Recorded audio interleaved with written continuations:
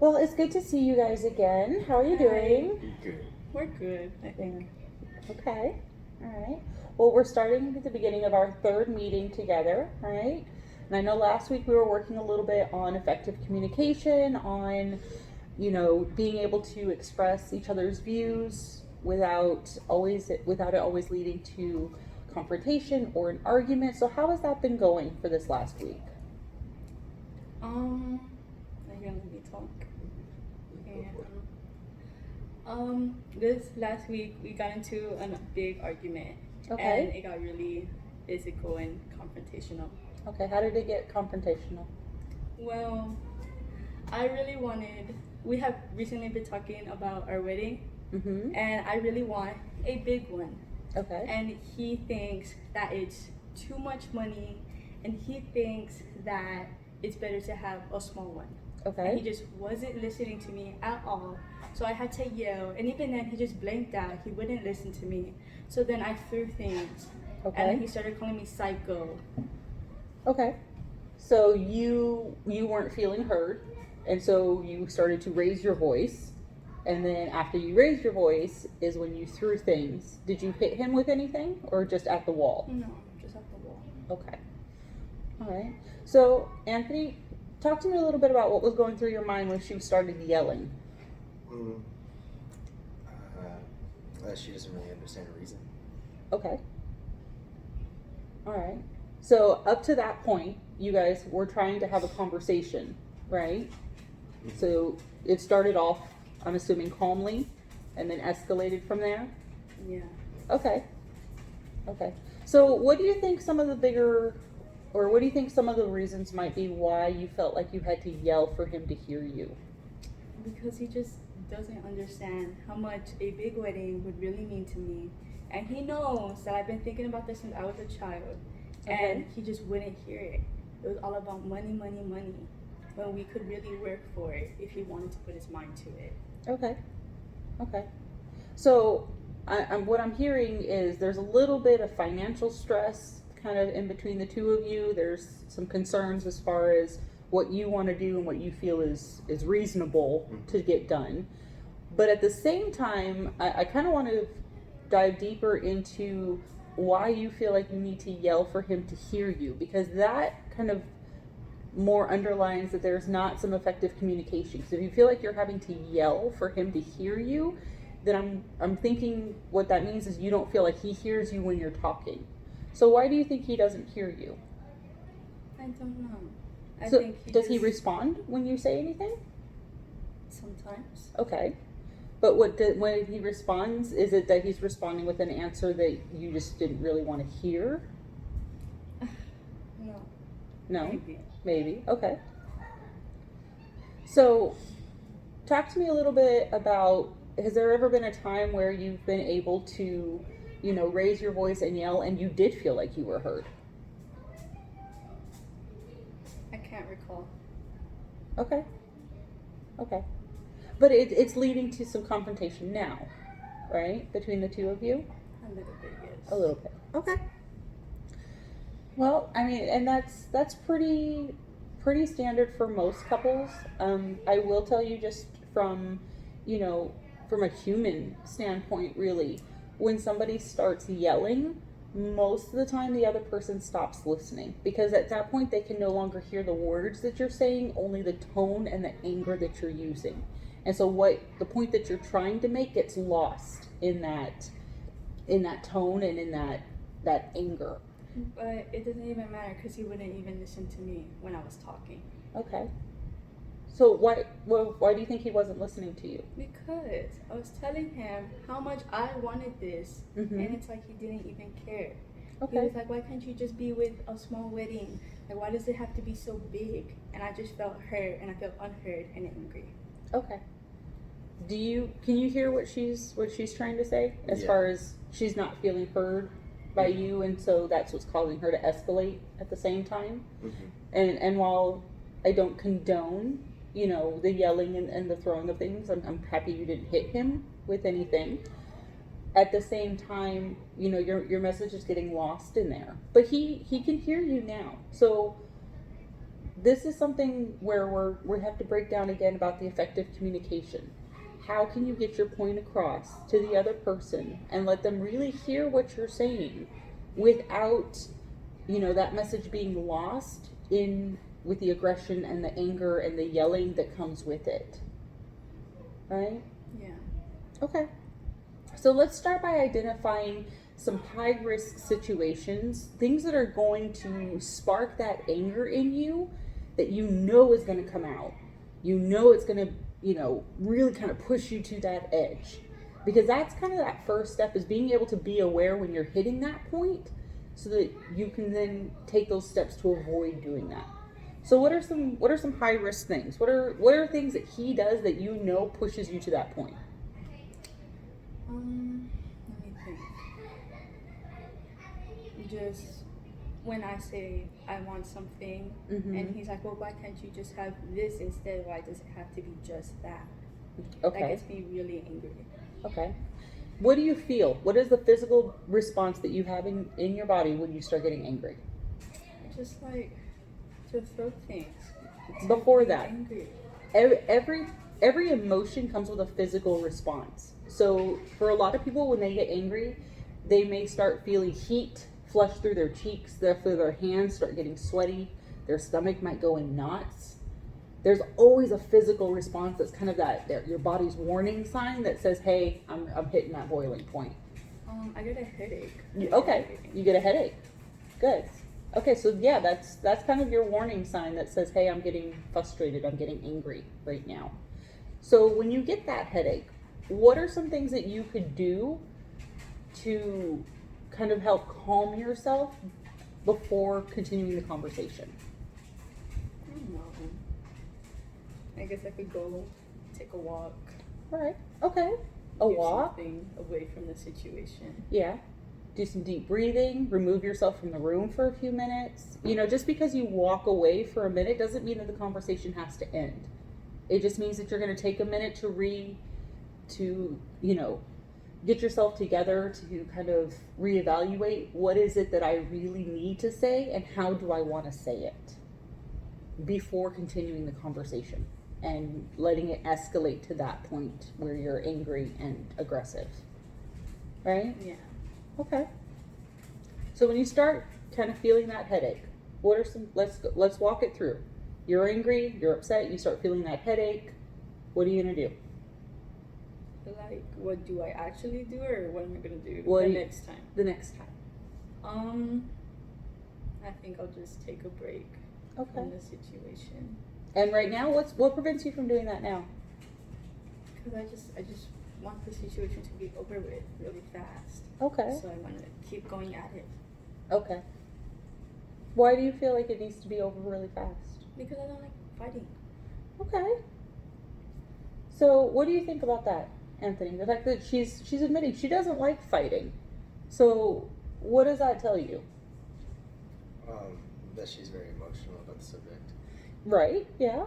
She's emotional, but also that she doesn't look for the fight. She's not trying to fight with you. She's not feeling heard, and she feels like that's her only default, to be heard, is to yell and scream and get it over with.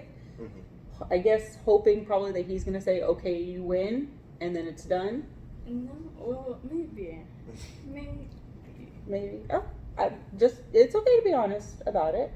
That's why you're here, is to work on those abilities. So, she's already identified that she needs to take a break when she starts getting upset, when she's feeling that headache, when you guys are not seeing eye to eye on something. So her being able to do that is great for self-efficiency, because she's going to remove herself, calm down, and then come back. But when she does that, then it's going to be up to you to be able to recognize, I can see that you're emotional. I can see that this bothers you. I appreciate that you took a minute to breathe so that we can then calmly discuss this. Right? And that way she can feel validated and heard that you noticed that she took these steps, that she's trying to keep herself calm, and at the same time kind of reinforce that behavior of, okay, let me take a minute before we go any further. Right? Okay. It seems like there's something you want to add to No. this. It's just maybe you're not sure what to add.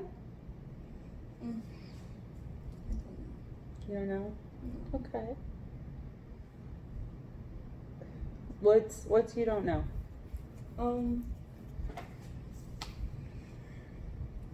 I just don't know if he's gonna listen to me after this. Okay. And you know, a lot of conflict, you know, it's not about one side or the other. It's, you know, for a relationship to really thrive and be healthy, there needs to be a level of compromise. So that means that you may have to give in on a few things and he may need to give in on a few things. And that way it's somewhere in the middle between what both of you wanted. Right? Yeah. Okay. So are you willing then, if he's saying, you know, I think we need to do it this way, and you're saying, no, I want it this way, what are some ways then that you guys could maybe find that medium where it's not just his and just yours, but in the middle where it's yours, both of you together, not one or the other? Maybe this whole big wedding plan, Mm-hmm. I can possibly cut down Okay. on a few things. There's, Possibly. there's some ways you guys could potentially, even together, maybe sit down, work out, you know, what would that look like? What would it cost? Come up with a budget plan and then see what is reasonable that both of you can agree on. That it's not feeling where he's feeling the overpressure of, oh my goodness, I have to come up with all of this, you know, crazy amount of money over here to do this. And you're not feeling like he's just not even trying to hear what I want on my end, but something in the middle, right? Yes. Okay. And see, that's going to be kind of that grounding stone, that cornerstone of you guys going forward as a relationship is, you know, you're going to continually face situations where you're going to want one thing and he's going to say, you know, I wanted another, and you're going to have to try to find that middle ground where you gave a little and he gave a little, and then you come to the middle where it's both of you together in order for that to really work, really thrive and be a partnership. Okay? Yes. All right. Think so? Yeah. Okay. Now, what are some things that you're going to be able to do to remember to take that break when you start feeling agitated? Because I will tell you from experience, when people get upset, the first thing that typically kind of leaves is that rational thought. So it might be difficult right at the beginning to remember, hey, I'm supposed to take a break right now and take some deep breaths and recompose, do something else for a few minutes. Maybe if we both know we're getting to that point, Anthony can tell me to go take a break. Okay, but would you be receptive to him telling you that? Sure. I'm being honest, because I mean, if you're already upset and you're already kind of feeling like he's not hearing you, and then he goes, hey, take a break, may not be received with the most open of minds right at that moment. No. Probably not. So maybe not those words exactly. What about like a code word, so that it's not him saying go take a break, but a code word that where he's trying to kind of signal to you, I'm noticing you're getting upset. But it's not those words exactly, to where the word itself means, you know, sort of that cue for you to reevaluate, do I need to take a break right now? But without him in the middle of an argument saying, go take a break. Does it have to be a code word? I think Not necessarily. code words are weird. Okay, it could be a signal. What do you think? Me? Yeah.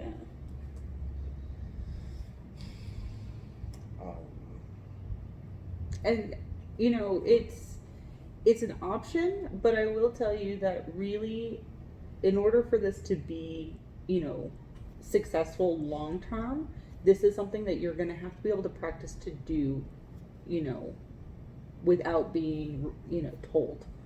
Because it's about self-sufficiency, about being able to recognize your own emotions and then stay in control of them. So while it is good, maybe right at the beginning to do that, the goal, of course, would be long-term for you to be able to do that without being reminded. So what's something that you would not find threatening or demeaning, that if somebody were to show you, say to you, do something to where it kind of helps you kind of recognize, reevaluate where you're at emotionally right then? I'm having trouble with this one Yeah, okay. because I don't know. Okay. Um, Now remember, we already talked about, you said that when you start getting a headache when you're upset. Is that enough of a key, symptom to remind you, hey, I need to go take a minute and breathe? yes, I think so. You think so? Yeah. Well, let's try it like that first. If that's not enough, then we can always reevaluate. We can always come back and try something else. But when you start feeling that headache, where does it usually start? Front, back? Where do you usually feel it? My side. Your side? Okay. Do you ever feel like you need to rub your temple? Yeah. Yeah? Okay. So then maybe that needs to be your warning sign. Whenever you start realizing you're doing this, that's sort of your key of, I need to take a minute. I need to breathe, and I need to figure out what my next steps are going to be. Yeah. And I also challenge both of you to really, when emotions are high, we tend to say things sometimes that we don't mean. It's our own response. We don't know how to deal with everything that's going on. Yeah. But really be mindful of the words that you say to one another, because words can hurt worse than anything else. Yes. And they can leave lasting marks. So really think about, before the words come out of your mouth, think about, if this was, if somebody was recording me right now, would I want them to see me say this to the person that I love? And if the answer is no, then you probably shouldn't say it. Yeah. Okay? So, something to consider, something to work towards. So that's going to be your guys' homework for this coming week, okay? It is going to be about really thinking through what you say to one another, how you say it, and also just really watching those warning signs. If you notice that she is, really upset, maybe she's missed her warning sign and she's already angry, you can walk out of the room too. Just, you know what? And say those words, I need a minute. I need a minute to think. And remove yourselves from the situation. Of course, now if he says that, you need to actually give him a minute to think and walk away from each other. Go to separate rooms of the house, do something else for a few minutes, and then you can come back and try it again. Yeah. Okay? Okay. Also, one final thing, if you realize that you're trying to have this conversation and you just cannot seem to get through it without arguing, then what I want you guys to do is I want you to sit on the couch and I want you to hold hands while you're having the conversation. And the reason for that is because it is very hard to be confrontational when you're having physical contact with someone. So if you're holding hands while you're having that conversation, it's going to help to keep both of you grounded and remind yourselves of the connection you share. Okay? So, to review, what's your homework this week? Take a break. Take a break, right? Hold hands. All right, if you can't seem to get through that discussion, and I say discussion, not argument, if you can't seem to get through that discussion without it continually trying to escalate, then sit down and hold hands for a minute. And just really, really take a minute to feel that connection between the two of you, and remember why it is that it's important to try to work through this. Right? The session's gonna make me cry. Gonna make you cry? Straight up. Yes. All right. But we will definitely continue with this. I look forward to seeing how you guys do with your progress, right? You have a lot of potential. I think there's just maybe some communication difficulties in there that, once you get those ground rules coming through, you're definitely going to be able to Yeah. to see an improvement. Okay? Yeah. Mhm. All right.